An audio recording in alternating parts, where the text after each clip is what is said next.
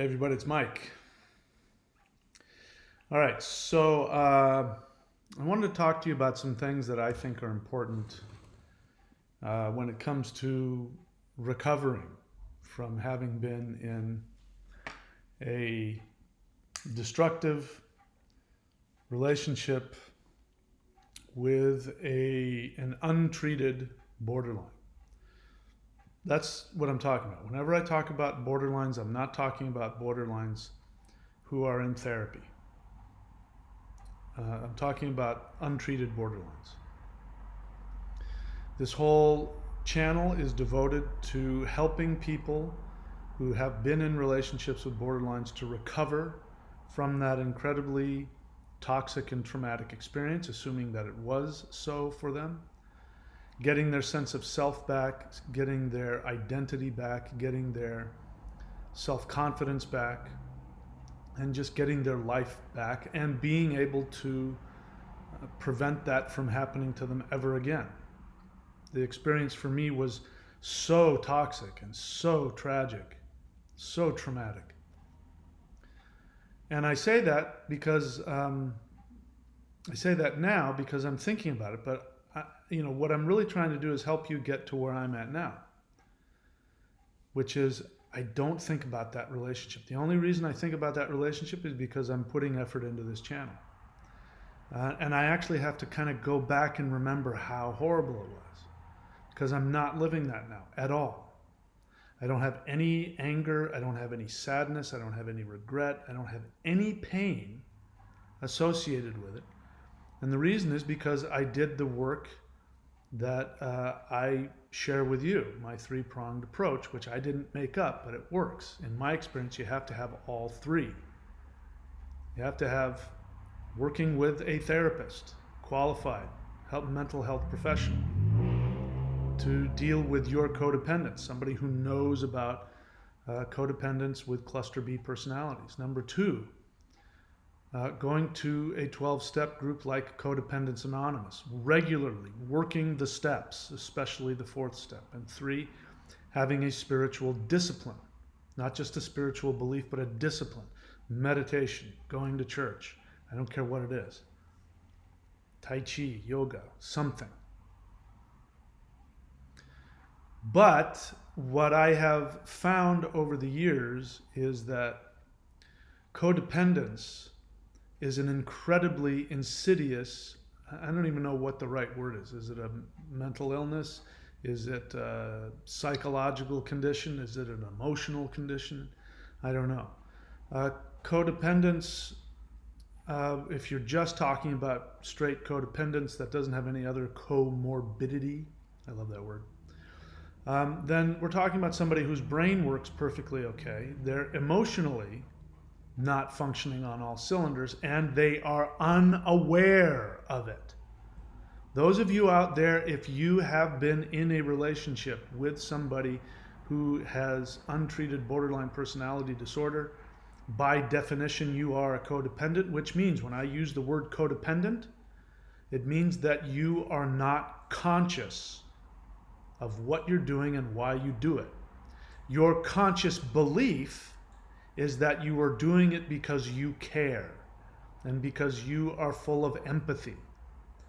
And you are completely unaware of, first and foremost, your unconscious projection, your unconscious transference, and or your huge amounts of unconscious rage. Unconscious is the operative word here. It means you are not aware of it. Means that when you act out in your codependence, you are not aware of the reasons why you're doing it. And most of the time, a lot of the feelings that you have behind it. So, I have a very direct method when it comes to pointing that out. And I'm just telling you ahead of time, at some point I'm going to get to you. I keep telling you, I'm an equal opportunity offender. At some point I'm going to offend everybody. And I do it consciously. You guys really don't want me to be this way. some of you codependents, you'd really like for me not to be so harsh and direct and call me all kinds of things like a narcissist, and you have all these judgments, and you psychoanalyze me, which is okay because I psychoanalyze you all the time also. Um, but I'm telling you, nothing's going to change here.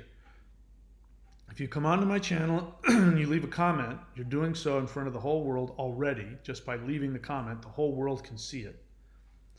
And I just assume that you're willing to have an interaction with me. If I think that you are being passive aggressive, I'm going to tell you. And that means if I think that you're attacking me, even though you put it in this nice, beautiful, codependent, passive aggressive sandwich, which is you put a compliment in there to draw me in, then you put in the attack, and then you put another loaf of compliment. I'm going to get to the bottom of it. I'm going to smell it. I can smell codependence. I can smell it. All it takes is just a few words, and I already know. I already know much of the time. Sometimes I am wrong. But much of the time, I already know what your real question is, what you're asking. And it'll be interesting when I start doing live streams on this channel, because you'll really see that. Because I'll be able to know when somebody asks a question, I'll be able to know based on the wording what it is they really want to ask and what's really driving the question. And you'll see a lot of people will squirm and get real upset. It's part of the fun. Enjoy the show. But that's my approach. That's what I do, because there's no shortage of psychotherapists who coddle, and they don't want to victim blame, which is that's a real thing, but not when it comes to a codependent who is unconsciously chasing after their own misery. And meaning they're completely unaware of it. They honestly believe that they are innocent victims. In the beginning, as this dynamic, the way I work, is starting to come out, because all I've said is just had an opinion, which I state, and you're never going to talk me out of it, which is that anybody who has had a romantic relationship with a borderline for more than 24 or 48 hours is by definition a codependent. And some people got so upset with me about that. Just that. I don't even know them. It's like they think I drove to their house and got a bullhorn and said, hey, so Mr. Smith over here is a codependent because they've been with their borderline for more than 48 hours. And they get so upset with me, and they want to say, and I just want to disagree with you because you said this. I'm like, I don't even know who you are. What are you getting so upset about? When did I come to your house and start attacking you personally? I just made a statement. You don't have to like it. And they want to make a difference between themselves and other codependents, and they want to say, no, I'm just an empath. No, I'm a caregiver. No, I just have a lot of empathy and I care. Or my favorite one is, I'm not a codependent because I'm a victim. They did it to me. I've been with them for 10 years and they've done this and this and this and this and this. You have no idea what this covert narcissist has been doing to me this whole time. And somebody even said, I'm an innocent victim. I'm not a codependent. And when I pointed that out without pointing out the person, they got rid of the comment because they saw, oh, okay, so that's the game. If I say I'm a victim, then I'm admitting I'm a codependent. Well, I don't want to admit I'm a codependent. And again, a codependent is just a word. But look, I'm not going to get into that here, but you don't get involved with somebody that broken and that destructive, whose behavior is that harmful, toxic, and abusive. You don't do that unless there's something broken inside of you also. And somebody else wanted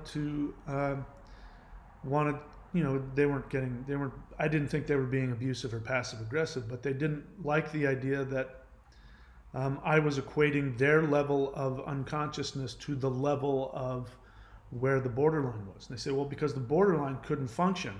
I have a job. I can do this. I can do that. I'm like, yeah, but if you're that functional, what are you continuing to stay with somebody who obviously is only going to cause you harm? there's something broken there. The denial, the delusion that you will be able to tame a cobra, the delusion that you're going to be able to tame a rabid dog. Sorry, borderlines, I'm just using an example here. I don't mean to call you rabid dogs. There's something broken within you. I have made some response videos to some comments which I haven't uploaded because I don't want to, I don't want to clog my channel so fast with all of these, response videos. But when they happen and people, want to unload, because what'll happen is I'll make one video which will push a lot of codependence buttons, and they'll want to unload a lot of, they're going to want to assault me, literally assault my character. And I use that as an opportunity to go, aha, look at the codependence, here it is. Let's look at it. And codependents don't like being looked at. They'll write these huge, long diatribes, which all it does is just go, and there's the codependence there, there's the unconsciousness there, there's some rage right there, there's some projection right there. It's just there for everybody to see, but they don't like it. Don't you dare point the spotlight on them. Now, I could spend all day talking about the borderline and what they do and why they do what they do. In fact, one person actually said that. You'll see it when I upload the video. Somebody said, I love the rawness of you sharing about the borderline, the BPD. That's been really helpful for me, but I think you're too harsh on the caregiver. I think that was the word that was used.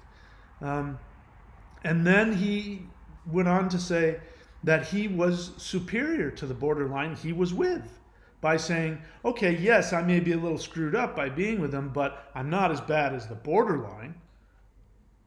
And I had pointed out that, in the video, you see it. I pointed out how self-righteous you are. To be able to make the distinction, if they're that screwed up, then that shows that you feel superior, that this is what it's all about for you. You're with somebody that you think is more screwed up than you are, so that you can be in control, so that you can be the hero. And this is the thing that a lot of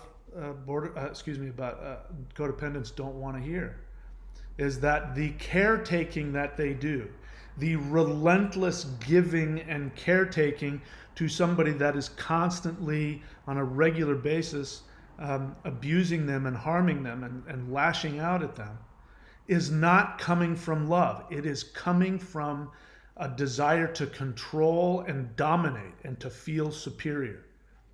That's one of the reasons why you do it. You give all the love because when they flip out on you, you get to say to yourself how put together you are by comparing yourself to somebody who's suffering from a mental illness.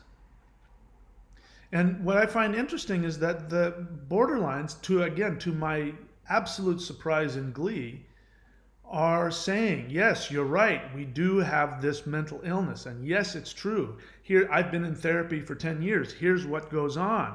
And they're ruthless about it. But for the codependent that is in denial not only of what's going on with them, but in denial of the severity of the very real mental illness that these borderlines are dealing with, they are in such denial about that when I use the word mental illness, they attack me. And it's not because they'll say, I'm defending the borderline. You're vilifying the borderline. The borderlines aren't saying that. Some do. Some, borderlines that aren't in treatment or, whatever, they will. But the ones that are in treatment aren't saying that. They're not saying that I am vilifying them. I'm actually explaining their now conscious experience because they've done the work to go deep, and that is what they are experiencing. But the codependents are the first to say, I'm going to fight for those who can't speak for themselves. And even in that, the ego, the self-righteousness, the superiority, the condescension, that the borderline is incapable of speaking for themselves, that the borderline is incapable of making their own decision about their own health. And this is what I'm trying to hammer home to the codependent, is that the borderline must, of their own volition, decide that they want to get therapy, that they want to get help because they want to feel better and they know they're going to have to do this painful thing. And I can't even imagine how challenging it must be. I can't. I don't know what it's like. So it is so ironic and so hypocritical for codependents to be the ones standing up with their cape flapping in the wind as they say, I am here to stand up for borderlines. You are calling them mentally ill and they're not. They're humans and they deserve love. And of course, I've never said anything different. In fact, the whole point is because there is a very serious mental issue going on that is preventing these people from having healthy, happy relationships.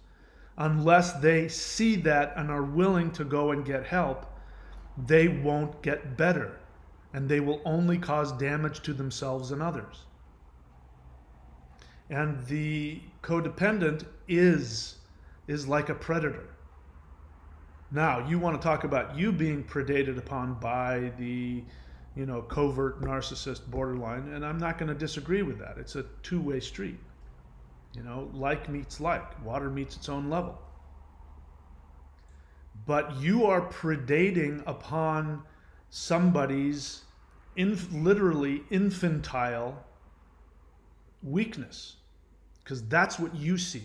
So borderlines, what the codependents see, and they're not conscious of this, I know because I did it, I was there, and I've done the work to realize, wow, that's where I was coming from.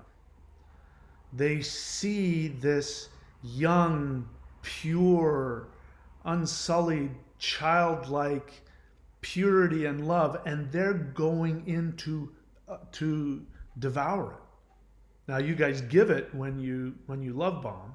That's why they love it. Somebody who isn't projecting and transferring their own childhood stuff onto you will go, wow. When you love bomb somebody who's not a codependent, they go, wow, that's a little much. I just met you. This is freaking me out a little bit. I think we need to back off. I don't think I'm the right person for you. But the codependent is looking to devour the pure heart of the baby. And they're so upset with me right now for saying it, but it's true. I know, because I did it. Anything that I say about codependence don't seem to realize this. Anything that I say about codependence, I'm saying about myself.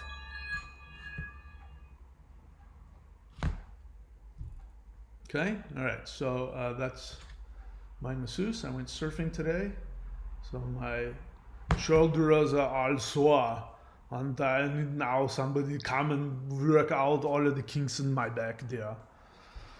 So anyway, there's more to say, but listen, codependence, when I first started this channel, and I'm sure I'll go back to it again when, things flow differently for me in my thoughts, but the first part of this channel, the earlier videos, I should say, the first videos are me deep in my the pain of the result of my codependence, and I am working so hard in those videos to get some sense of what was happening with the other person so that I could separate. And some of the videos, like when a borderline pointed out to me, I said, do they really love you? No. And this person came back and said, yes, we do, but here's what happens. I could talk about that. I have some thoughts about that, but right now I'm focusing on the codependence. And so if you got off on me pointing the finger at the borderline and their issues and how they're broken and all these other things, and they do this and they do that, you now have to be willing. You don't have to, but in my experience, if you want to heal, at some point you have to be willing to take a look at your insanity. Okay? And so to go forward, if you really want to get the most out of this channel, you have to get comfortable with the concept of your unconscious mind. Your unconscious mind, the things that are going on beneath your conscious awareness, because I am going to point them out to you. And I'm going to use the guinea pigs of people who barf out their unconscious, rage at me and wanting, accusing me of controlling them as they try to control me. They get upset with me as they give me their unsolicited advice to me and reveal nothing about themselves. I'm going to show you. Very codependent. Codependents can be really mean, nasty people. That's why I point out passive aggressiveness the moment I see it. Somebody accused me of being passive aggressive. I'm not passive aggressive. I'm aggressive. I come right out with it. I don't throw out a little compliment and then throw a dig and then throw another compliment. Unless I'm doing it on purpose. In one video I do it on purpose and I tell you I'm doing it on purpose. But that's because I wanted the person to be able to hear me.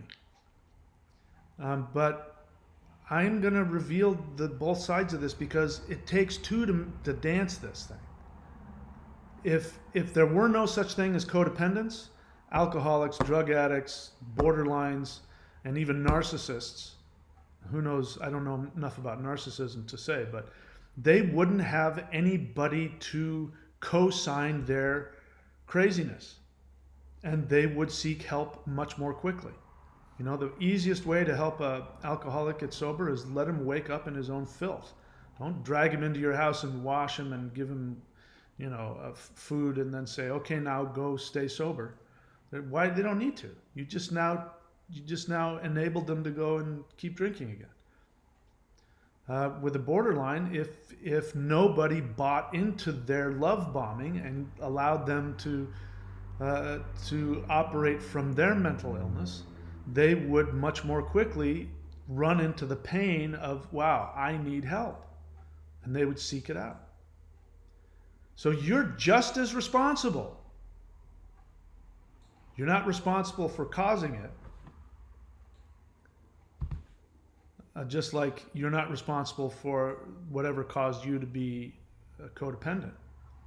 But you are responsible for keeping it going by staying with them and caretaking them when they are not seeking from their own volition to get better. And if you don't think they're capable, that is abusive. So anybody who says, I'm speaking for those who can't, I hear all of that. It's abusive to make the decision that you are going to speak for them. They can speak for themselves. Borderlines have a lot of problems, but many of them are extremely intelligent. And they're perfectly capable, if they decide to get help, to go and do it. And they have to do it on their own. The way to help them is to get the hell out. If you're with somebody that's not in treatment and it is toxic and harmful, the abuse that they are heaping upon you, you are triggering with your love, with your caretaking. You are triggering them. If you love them, get the hell out. Tell them, I love you. I can't be in a relationship with you. It's toxic to me. If you go and seek therapy from a qualified therapist who deals with borderline personality disorder, talk to me in a year. I'll meet you at your therapist's office and we can talk about, what kind of connection we want to have. That's the kindest, most loving thing you can do, because really it's going to take more than a year. It's going to take years of them not being in relationships, not acting out on their impulses, and looking at themselves and learning the tools necessary to handle it when your love sparks the split in them. It's awful. I can't even begin to imagine. All right, so that's it for me, guys. Keep your eyes open because there's a lot of drama coming and it's going to be fun. So get out your popcorn. And again, be prepared. If you're going to come at me, and you're welcome to, I mean, I don't mind you having a dissenting opinion. I'll only block people if they're abusive. And some of you have come close with your passive aggressiveness. You've come close to straight out abuse. But as long as you're, honest, and if you really want to see a different side of me, you really want to see my compassion, talk about your feelings. Talk about how angry I make you, not by telling me what's wrong with me or where I'm wrong about this, but say, when you said this, it made me feel like this. Talk about your fear. Talk about your anger. You'll see a completely different side of me. I am a pretty horrible person. If you pick a fight with me, you're going to be in big trouble. But I'm also really smart, and I'm also very intuitive. And I can tell when you're in denial, and I can tell when your unconscious is driving you to say something that you're not aware of. And I'm going to point it out to you. You don't want it? Don't leave a comment. Safest thing you can do. All right, that's it. I will talk to you guys later.